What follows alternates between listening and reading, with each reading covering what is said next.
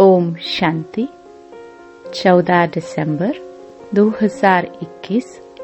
बाबा के महावाक्य। मीठे बच्चे, तुम अभी सच्चे सच्चे सत्संग में बैठे हो। तुम्हें सचखंड में जाने का मार्ग सत्य बाप बतला रहे हैं।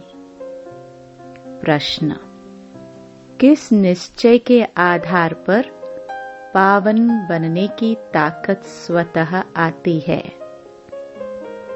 उत्तर: यदि निश्चय हो कि इस मृत्यु लोक में अब हमारा यह अंतिम जन्म है, इस पतित दुनिया का विनाश होना है, बाप की श्रीमत है पावन बनो तो पावन दुनिया के मालिक बनेंगे।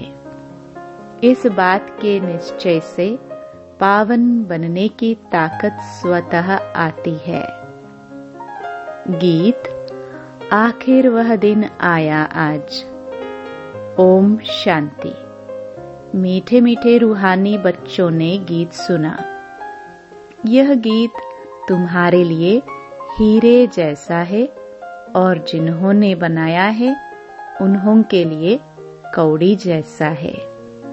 वह तो जैसे तोते मुहाफिक गाते हैं, अर्थ कुछ भी नहीं जानते हैं, तुम अर्थ समझते हो।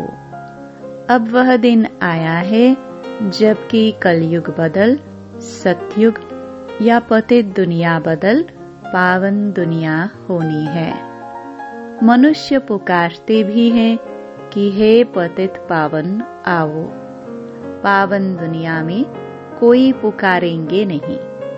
तुम इस गीत के अर्थ को अच्छी तरह जानते हो, वो लोग नहीं जानते, तुम जानते हो।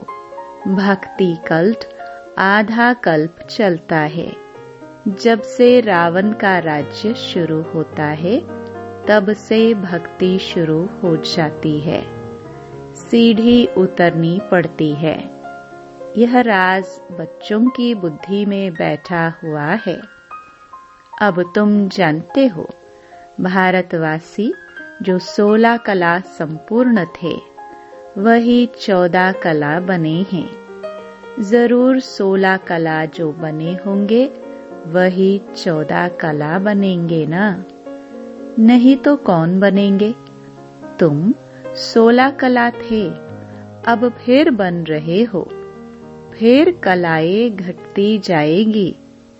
दुनिया की भी कला घटती है। मकान जो पहले सतो प्रधान है वह तो तमो प्रधान जरूर होना है। तुम जानते हो, सतो प्रधान दुनिया सतयुग को, तमो प्रधान दुनिया कलयुग को कहा जाता है। सतो प्रधान वाले ही तमो प्रधान बने हैं, क्योंकि 84 जन्म लेने पड़ते हैं। दुनिया नई सो पुरानी जरूर होती है, इसलिए चाहते भी हैं नई दुनिया नया राज्य हो। नई दुनिया में किसका राज्य था यह भी कोई को पता नहीं है। तुमको इस सत्संग से सब कुछ पता पड़ता है। सच्चा सच्चा सत्संग इस समय यह है जो फिर भक्ति मार्ग में इनका गायन चलता है। तो कहेंगे ना, यह तो परंपरा से चला आया है। परंतु तुम जानते हो, सच्चा सच्चा सत्संग यह तुम्हारा है। बाकी जो भी है वह सब है झूठ संग। वह वास्तव में सत्संग है ही नहीं, उनसे तो गिरना ही होता है। यह सत्संग का सबसे बड़ा त्योहार है। एक सत बाप के साथ संग होता है, बाकी और कोई भी सत बोलते ही नहीं है। यह है ही झूठ खंड, झूठी माया, झूठी काया। पहले पहले झूठ ईश्वर के लिए कह देते हैं कि वह सर्वव्यापी है। अलफ को ही झूठ बना दिया है तो तुम्हें पहले पहले परिचय देना है बाप का। वह तो उल्टा परिचय दे देते हैं। झूठ तो झूठ, सच की रत्ती भी नहीं। यह ज्ञान की बातें हैं। ऐसे नहीं कि पानी को पानी कहना झूठ है। यह है ज्ञान और अज्ञान की बात। ज्ञान एक ही ज्ञान सागर बाप देते हैं, जिसको रूहानी ज्ञान कहा जाता है। सतयुग में झूठ होता नहीं। रावण आकर सच खंड को झूठ खंड बना देते हैं। बाप कहते हैं, मैं कोई सर्वव्यापी थोड़े ही हूँ। सच तो मैं ही बताता हूँ। मैं आकर सत मार्ग अर्थात सच खंड में जाने का मार्ग बताता हूँ। मैं तो ऊंचे ते ऊंचा तुम्हारा बाप हूँ। आता ही हूँ तुमको वर्षा देने। तुम बच्चों के लिए मैं सौगात ले आता हूँ। मेरा नाम ही है हेवनली गॉड फादर। हेवन हथेली पर ले आते हैं। स्वर्ग में होती है स्वर्गवासी देवताओं की बादशाही। अभी तुमको स्वर्गवासी बना रहे हैं। सच्चा तो एक ही बाप है।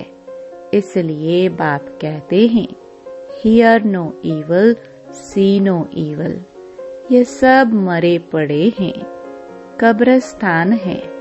इनको देखते भी नहीं देखना है। तुमको लायक बनना है नई दुनिया के लिए। इस समय सब पतित हैं, गोया स्वर्ग के लायक नहीं है। बाप कहते हैं, तुमको रावण ने नालायक बनाया है।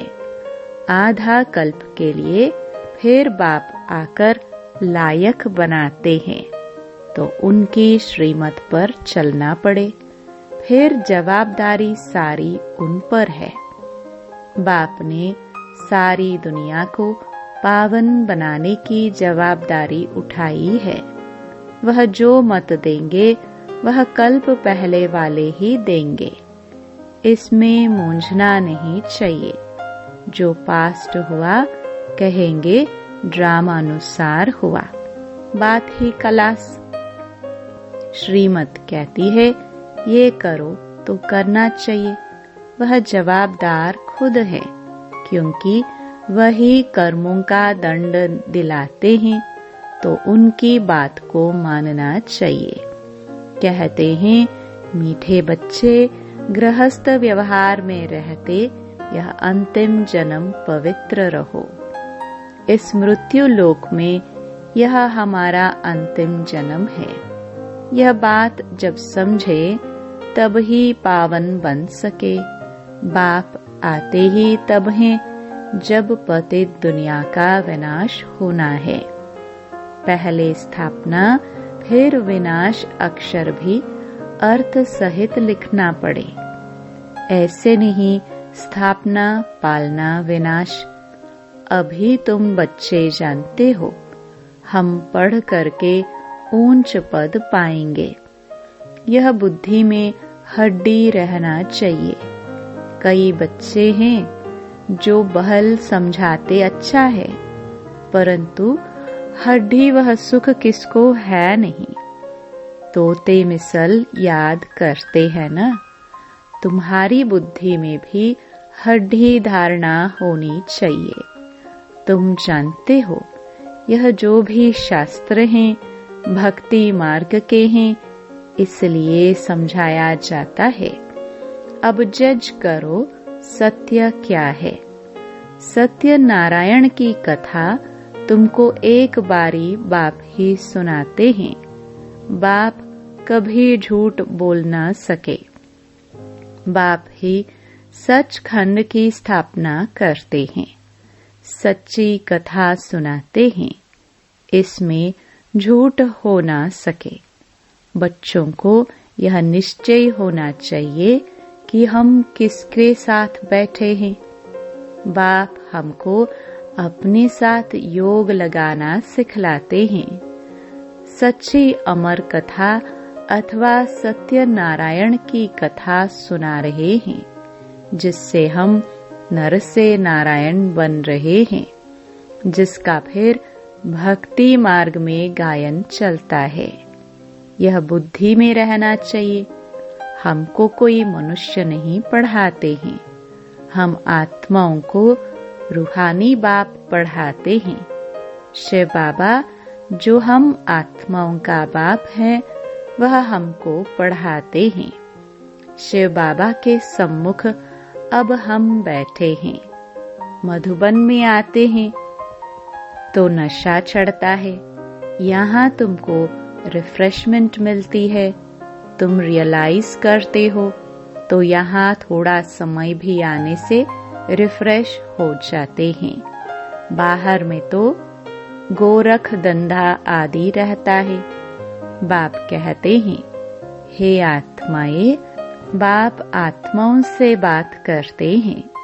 बाप भी है निराकार, उनको कोई जानते नहीं, न ब्रह्मा विष्णु शंकर को जानते। चित्र तो सबके पास है। कागज का चित्र देख कोई तो फाड़ देते हैं, कोई तो फिर देखो कितना दूर दूर जाकर कितनी पूजा आदि करते हैं। चित्र तो घर में भी रखे हैं ना, फिर इतना दूर जाकर भटकने से क्या फायदा। अभी तुम बच्चों को यह ज्ञान मिला है, इसलिए वह फालतू लगता है। कृष्ण तो यहाँ भी गोरा या सांवरा पत्थर का बन सकता है, फिर जगन्नाथपुरी में क्यों जाते हैं? इन बातों को भी तुम जानते हो तो कृष्ण को श्याम सुंदर क्यों कहते हैं? आत्मा तमो प्रधान होने से काली बन जाती है, फिर आत्मा पवित्र होने से सुंदर बन जाती है। यही भारत गोल्डन एज था। 5 तत्वों की भी नेचुरल ब्यूटी रहती है। शरीर भी ऐसे सुंदर बनते थे।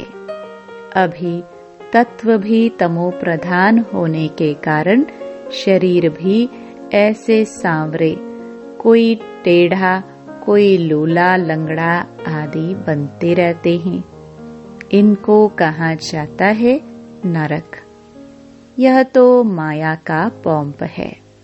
विलायत में बत्तियां ऐसी हैं जो रोशनी होती है, बत्तियां नहीं दिखाई पड़ती हैं। वहां भी ऐसे रोशनी होती है। विमान आदि तो वहां भी होते हैं। साइंस घमंडी भी यहाँ आएंगे, फिर वहां भी यह एरोप्लेन आदि सब बनेंगे। तुम जितना नजदीक आते जाएंगे तो तुमको सब साक्षात्कार होगा। बिजली के कारीगर आदि यह सब आकर नॉलेज लेंगे। थोड़ी भी नॉलेज ली तो प्रजा में आएंगे। हुनर साथ ले जाते हैं तो अंतमति सोगति हो जाएगी। हाँ, तुम्हारे मुहाफिक कर्मातीत अवस्था को तो नहीं पाएंगे, बाकी आत्मा हुनर तो ले जाएगी ना। टेलीविजन आदि पर दूर बैठे देखते रहेंगे। दिन प्रतिदिन मुसाफिरी करना मुश्किल हो जाएगी। दुनिया में क्या क्या इन्वेंशन कर चीजें निकालते हैं। नेचुरल कैलामिटीज में भी इतने मरते हैं। फ्लड आदि भी होंगे। समुद्र भी उछल खाएगा। समुद्र को भी सुखाया है ना। अभी तुम बच्चे जानते हो इस दुनिया में क्या क्या है, फिर नई दुनिया में क्या क्या होगा। सिर्फ भारत खंड ही होगा, सो भी छोटा होगा। बाकी सब चले जाएंगे परम धाम में। बाकी टाइम कितना बचा है, ये कुछ भी नहीं होगा। तुम अपनी राजधानी स्थापन कर रहे हो। तुम्हारे लिए पुरानी दुनिया के विनाश की पहले से ही नोंद है। इस छीछी दुनिया में तुम बाकी थोड़े रोज हो, फिर अपनी नई दुनिया में चले जाएंगे। यह सिर्फ तुम याद करते रहो तो भी खुशी में रहेंगे। तुम्हारी बुद्धि में ये सब खलास होने का है। यह सब इतने खंड रहेंगे नहीं, प्राचीन भारत खंड ही रहेगा। भल गृहस्थ व्यवहार में रहो, काम आदि करते रहो, बुद्धि में बाबा की याद रहे। तुमको यह निश्चय से देवता बनने का कोर्स उठाना है। गृहस्थ व्यवहार में रहते, नौकरी करते बाप को और चक्कर को याद करो। एकांत में बैठकर विचार सागर मंथन करो। कुदरती आपदाएं आएंगी जिससे सारी दुनिया खत्म हो जाएगी। सतयुग में बहुत थोड़े मनुष्य रहते हैं। वहाँ कैनाल्स आदि की दरकार नहीं। यहाँ तो कितने कैनाल्स खोदते हैं। नदियाँ तो अनादि हैं। सतयुग में जमुना का कंठा होगा। वहाँ सब मीठे पानी के ऊपर महल होंगे। यह बॉम्बे होगी नहीं। इनको कोई नई बॉम्बे थोड़े कहेंगे। तुम हर एक बच्चे को समझना है कि हम स्वर्ग के लिए राजाई स्थापन कर रहे हैं, फिर यह नरक रहेगा ही नहीं। रावणपुरी खत्म हो जाएगी, रामपुरी स्थापन हो जाएगी। तमो प्रधान पृथ्वी पर देवताएं पैर धर न सके। जब चेंज होगी तब पांव धरेंगे। इसलिए लक्ष्मी को जब बुलाते हैं तो सफाई आदि करते हैं। लक्ष्मी का आह्वान करते हैं, चित्र रखते हैं, परंतु उनके ऑक्यूपेशन का किसको पता नहीं है। इसलिए आइडल प्रस्थि कहा जाता है। पत्थर की मूर्ति को भगवान कह देते हैं। इन सब बातों को तुम बच्चे अभी समझते हो। परमात्मा ही बैठ समझाते हैं। आत्मा आत्मा को समझा न सके। आत्मा कैसे और क्या क्या पार्ट बजाती है वह भी तुम अभी समझा सकते हो। बाबा आकर रियलाइज कराते हैं कि आत्मा क्या चीज है। मनुष्य तो न आत्मा को न परमात्मा को जानते हैं, तो उनको क्या कहेंगे? मनुष्य होते हुए चलन जैसे जानवर मिसल है। अभी तुमको ज्ञान मिला है। सीढ़ी पर किसको समझाना तो बड़ा सहज है, सो भी हड्डी समझाना चाहिए। हम भारतवासी जो देवी देवता धर्म वाले थे, वह कैसे सतो प्रधान बने, फिर सतो रजो तमो में आए। यह सब बातें धारण करनी होती हैं, तब ही विचार सागर मंथन होगा। धारणा ही नहीं होगी तो विचार सागर मंथन हो ना सके। सुना और धंधे में लग जाते हैं। विचार सागर मंथन करने का टाइम नहीं। नहीं तो तुम बच्चों को रोज पढ़ना है और उस पर विचार सागर मंथन करना है। मुरली तो कहाँ भी मिल सकती है। विशाल बुद्धि होने से पॉइंट को समझ लेते हैं। बाबा रोज समझाते हैं। किसको समझाने के लिए पॉइंट्स तो बहुत हैं। गंगा पर भी तुम जाकर समझा सकते हो। सर्व का सद्गति दाता बाबा है या पानी की गंगा। तुम क्यों मुफ्त में पैसे बर्बाद करते हो? अगर गंगा स्नान से पावन बन सकते हैं तो गंगा पर बैठ जाओ, बाहर निकलते ही क्यों हो। बाप तो कहते हैं, श्वासों श्वास मुझे याद करो। यही योग अग्नि है। योग अर्थात याद। समझानी तो बहुत है, परंतु कोई सतो प्रधान बुद्धि है तो झट समझ जाते हैं। कोई रजो कोई तमो बुद्धि भी है। यहाँ क्लास में नंबरवार नहीं बिठाया जाता है, नहीं तो हार्ट फेल हो जाए। ड्रामा प्लान अनुसार किंगडम पूरी स्थापना हो रही है। फिर सतयुग में थोड़े बाप पढ़ाएंगे। बाप की पढ़ाई का एक ही समय है। फिर भक्ति मार्ग में झूठी बातें बनाते हैं। वंडर तो यह है जो पूरे 84 जन्म लेते हैं, उनका नाम गीता पर डाल दिया है, और जो पुनर्जन्म रहित है उनका नाम गुम कर दिया है।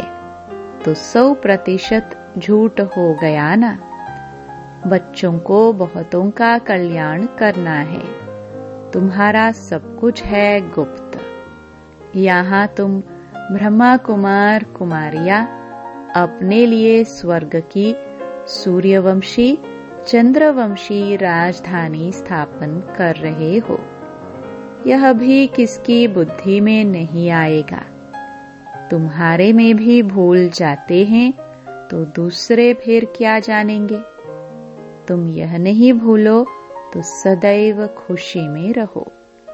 भूलने से ही गुटखा खाते हो।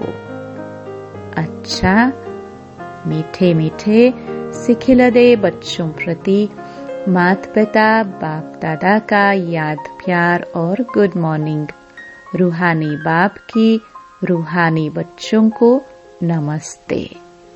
धारणा के लिए मुख्य सार। पहला, हड्डी जिगरी सुख का अनुभव करने के लिए बाप जो पढ़ाते हैं उसे बुद्धि में धारण करना है। विचार सागर मंथन करना है। दूसरा, इस कब्रिस्तान को देखते भी नहीं देखना है। Hear no evil, see no evil. नई दुनिया के लायक बनना है। वरदान। कंबाइंड रूप की सेवा द्वारा आत्माओं को समीप संबंध में लाने वाले कंबाइंड रूपधारी भव। सिर्फ आवाज द्वारा सेवा करने से प्रजा बनती जा रही है, लेकिन आवाज से परे स्थिति में स्थित हो, फिर आवाज में आओ।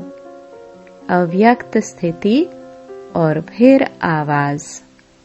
ऐसे कंबाइंड रूप की सेवा वारिस बनाएगी।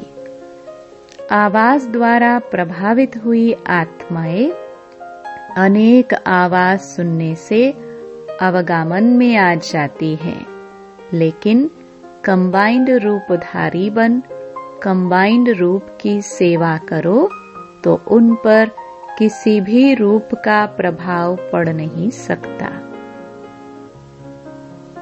स्लोगन। साधनों में बेहद के वैराग्य वृत्ति की साधना मर्ज होने न दो। ओम शांति।